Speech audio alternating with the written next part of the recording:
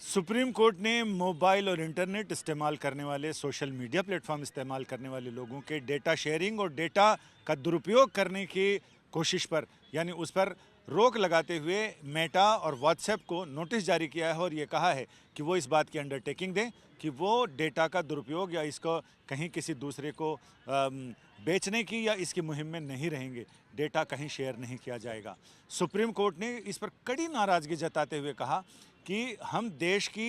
अखंडता, देश के गोपनीयता की नीति, उसका समझौता नहीं कर सकते और साथ ही नागरिकों के अधिकारों पर किसी तरह का कोई समझौता नहीं हो सकता है। सुप्रीम कोर्ट ने इस पर कड़ी नाराज़गी जताई जब उन्हें सॉलिसिटर जनरल ऑफ इंडिया ने बताया कि सॉलिसिटर जनरल तुषार मेहता ने सुप्रीम कोर्ट को बताया कि ये डेटा किस तरह से शेयर करते हैं और किस तरह से बेचते हैं, किस तरह प्रोवाइड कराते हैं। आप अगर एक डॉक्टर इंटरनेट पे ये पूछते हैं गूगल से कि मुझे इस बीमारी के लिए या इस परेशानी के लिए दवा चाहिए, तो आप देखिए 5 मिनट के अंदर प्रिस्क्रिप्शन जैसे ही आप अपलोड करते हैं, उसके बाद कितने तरह की चीज़ें, क्या क्या आपके पास मैसेज आते हैं, क्या क्या मेल आते हैं, वो आप देखिए। ये बताया गया कि आदमी एक दूसरे से बात करते हैं, उसमें वो एल्गोरिदम पकड़ लेता है और इस तरह का डेटा शेयर करना किसी भी आदमी के, किसी भी नागरिक के निजता के अधिकारों का उल्लंघन है और इसे रोकना चाहिए क्योंकि ये देश की गोपनीय नीतियों के बिल्कुल खिलाफ है, गोपनीयता के खिलाफ है। इस पर सुप्रीम कोर्ट ने दोनों कंपनियों से कहा कि वो एफिडेविट यानी हलफनामा देकर ये बताएं कि वो डेटा का दुरुपयोग नहीं करेंगे, डेटा शेयर नहीं करेंगे और डेटा किसी को बेचेंगे नहीं, इसकी वो गारंटी दें, अंडरटेकिंग दें। इसके साथ ही इन दोनों कंपनियों की तरफ से कोर्ट को ये बताया गया कि हालांकि उन्होंने अपील दाखिल की है हाई कोर्ट के आदेश के खिलाफ, लेकिन इसके बावजूद 300 करोड़ से ज़्यादा रुपए का भुगतान किया गया है। उन्होंने अपनी पॉलिसी देश की नीतियों के मुताबिक तैयार की है, लेकिन कोर्ट ने इस मामले में साफ कहा कि उन्हें अंडरटेकिंग देनी पड़ेगी और ये गारंटी देनी पड़ेगी कि नागरिकों के डेटा का किसी तरह का बेजा इस्तेमाल नहीं होगा। सुप्रीम कोर्ट ने कहा कि आप यहाँ, आपकी जो सर्विसेज हैं मेटा और व्हाट्सएप की, वो सिर्फ मैसेजिंग के लिए हैं, मोबाइल पर एक दूसरे को मैसेज करने के लिए, ना कि डेटा शेयर करने के लिए, डेटा बेचने के लिए या डेटा का दुरुपयोग करने के लिए। ये साफ साफ बातें सुप्रीम कोर्ट ने इन कंपनियों को सुनाई हैं और साथ ही ये ऐलान भी कर दिया है कि नागरिकों की गोपनीयता के अधिकार के साथ किसी तरह का कोई समझौता नहीं होगा, क्योंकि ये कंपनियां ऐसा कर रही हैं तो ये देश की गोपनीय नीति और नागरिकों की निजता के अधिकारों के साथ खिलवाड़ कर रही हैं। ये आग से खिलवाड़ जैसा है जिसका नतीजा उन्हें भुगतना पड़ सकता है। लोगों के डेटा चोरी करने या डेटा का दुरुपयोग करने को लेकर सुप्रीम कोर्ट ने कड़ी चिंता और नाराजगी जताते हुए मेटा और व्हाट्सएप की कड़ी खबर ली। सुप्रीम कोर्ट ने कहा कि आपका काम, आप यहाँ पर सिर्फ लोगों को मैसेजिंग सर्विस प्रोवाइड करने आए हैं, ना कि डेटा का खरीद बिक्री या डेटा शेयर करने के लिए या उसका दुरुपयोग करने के लिए। इसका अधिकार आपको किसी भी सूरत में नहीं दिया जा सकता है। इस पूरे मामले के बारे में बता रहे हैं साइबर लॉ एक्सपर्ट और सुप्रीम कोर्ट में वकील विराग गुप्ता जी। ये पूरा मामला, अगर इसका पूरा ऑर्डर का हम देखें तो इसका असर क्या और कैसा पड़ेगा, क्योंकि सिर्फ ये 2 कंपनियां तो कोर्ट में हैं, बाकी और कंपनियां भी हैं जिस पर इसका असर पड़ेगा। देखिए, दुनिया की सबसे बड़ी आबादी वाला भारत देश डिजिटल की सबसे बड़ी मंडी भी है और यहाँ पर दुर्भाग्य से जो सुप्रीम कोर्ट के 9 जजों का जजमेंट था पुट्टास्वामी मामले में साल 2017 में, उसके अनुसार संसद ने 2013 में जो कानून बनाया, डीपीडीपी कानून, वो अभी तक लागू नहीं हुआ है। और सुप्रीम कोर्ट की आज कठोर टिप्पणी के बाद अगर एक जो हमारी जो सरकार और प्रशासन अगर इसमें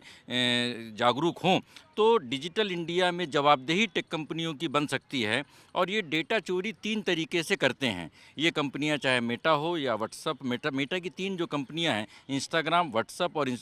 फेसबुक, और 2016 में जब मेटा ने इसको एक्वायर किया तो उसके बाद से 3 तरीके से ये डेटा की चोरी करते हैं। पहला, तीनों कंपनियां आपस में डेटा शेयरिंग करते हैं। दूसरा, ये तीनों कंपनियां डेटा को बाहर बेचती हैं। और तीसरा, जो सीसीआई का प्रेजेंट केस चल रहा है, उस केस में जो कंपटीशन एक्ट के तहत जो सीसीआई ने जो इनके ऊपर पेनल्टी लगाई है और 5 साल का जो प्रतिबंध लगाया था, उसके अनुसार उन्होंने बोला कि ये इस पूरे एकाधिकार से डिजिटल विज्ञापनों में और ओटीटी में जो उनका एकाधिकार बन रहा है वो दिक्कत तलब है। एक उसमें दिलचस्प बात यह है कि सीसीआई ने दिल्ली हाई कोर्ट के सामने एक एफिडेविट दिया था और ये बोला था कि जो ये मेटा का मामला है, इस मामले से राइट टू प्राइवेसी और लोगों के निजता के अधिकार का कोई विशेष प्रभाव नहीं पड़ता है और इस मामले से जुड़ा एक ऑलरेडी एक कॉन्स्टिट्यूशन बेंच का मामला सुप्रीम कोर्ट के सामने लंबित है। तो सुप्रीम कोर्ट के जो फैसले होते हैं वो देश के कानून होते हैं। राइट टू प्राइवेसी के भीतर उन्होंने राइट टू लाइफ के भीतर जो राइट टू प्राइवेसी को किया है, राइट टू प्राइवेसी में लोगों की डेटा सिक्योरिटी होना ये सबसे ज़रूरी है और आज की कठोर टिप्पणी के बाद उसको लागू करना चाहिए। जो दो सबसे बड़े अहम पहलू हैं, तो दिल्ली हाई कोर्ट में के.एन. गोविंदाचार्य का मामला था और उस मामले में भी इन कंपनियों की डेटा चोरी और इन सारी चीज़ों के बारे में बताया गया था और उसमें सरकार ने बोला था कि इन कंपनियों से टैक्स की पूरी वसूली की जाएगी। और अभी बजट पेश हुआ है और भारत में जो राजस्व की कमी हो रही है, ये कंपनियां जब आपस में डेटा का कारोबार करती हैं, एक आम आदमी को जन्म से लेकर मृत्यु तक अनेक प्रकार के टैक्स देने पड़ते हैं, लेकिन डेटा के कारोबार पर जीएसटी नहीं लगती है और अगर जीएसटी की वसूली हो जाए तो सरकार का खजाना भी बढ़ेगा और ये कंपनियां भारत के कानून के दायरे में आएंगी और कानून का शासन लागू होगा। इसलिए आज के इस सुप्रीम कोर्ट के जो रवैये के अनुसार सरकार को डीपीडीपी कानून को तुरंत लागू करने की ज़रूरत है और डेटा के कारोबार को रोकने के लिए उचित कदम उठाए जाएं और डेटा के वैध कारोबार पर टैक्स लगाए जाएं, तो मुझे लग रहा है कि डिजिटल इंडिया जवाबदेही भी बनेगा और साइबर फ्रॉड में कमी भी आएगी। तो क्या आप इसके लिए सुप्रीम कोर्ट में या समुचित तौर पर सरकार के किसी प्लेटफॉर्म पर इस बात की मांग या सरकार को सुझाव देंगे कि इस पर जीएसटी जैसा एक टैक्स लगाया नहीं, जाए? देखिए, ये सरकार ने साल 2014 में दिल्ली हाई कोर्ट में हलफनामा दिया था और उसके अनुसार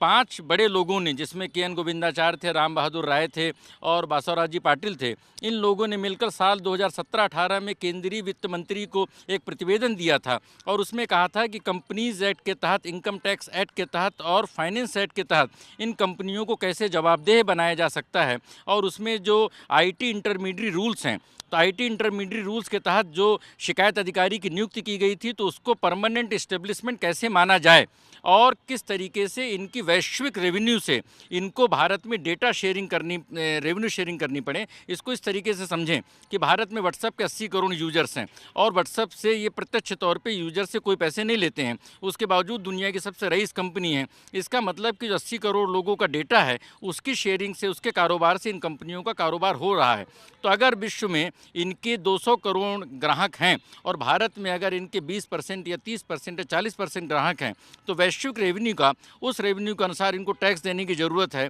लेकिन ये सिर्फ भारत के विज्ञापनों पे टैक्स देती हैं कंपनियां और विदेशी टेक कंपनियों के ऊपर जो भारत के लोगों का इनकम टैक्स लगता है, उससे कम भी टैक्स लगता है। और ट्रंप प्रशासन के दबाव के बाद, जो के.एन. गोविंदाचार्य की याचिका के बाद ग्लोबल टैक्स लगा था, गूगल टैक्स लगा था, उस गूगल टैक्स को भी 6% का गूगल टैक्स था, वो टैक्स भी ख़त्म कर दिया गया है। तो ये जो आज का मसला है, ये मसला सिर्फ मेटा या व्हाट्सएप का नहीं है, सारी कंपनियों का है। ये मसला सिर्फ लोगों के निजता के अधिकार का नहीं है, बल्कि साइबर फ्रॉड का भी है। और ये मसला सिर्फ डेटा के कारोबार का नहीं है, बल्कि सरकारी खजाने को, राजस्व को बढ़ाने का भी एक बहुत बड़ा एक मामला है। इसलिए इस पर बड़ी तेज़ी से कार्रवाई करने की ज़रूरत है।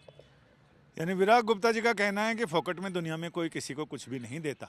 डेटा फोकट में मिलता है, लेकिन उसकी इतनी कीमत चुकानी पड़ती है परोक्ष रूप से, जिसको आप सोचेंगे और जिसका विश्लेषण करेंगे तो आप चौंक जाएंगे। आपको लगेगा कि जितना डेटा दिया जा रहा, उससे ज़्यादा तो कंपनियां कई गुना ज़्यादा कमा रही हैं, वो भी हमारी कीमत करके, हमारा सौदा करके, हमारी निजता का, गोपनीयता का सौदा करके। कैमरामैन अजय कुमार के साथ संजय शर्मा, दिल्ली आज तक।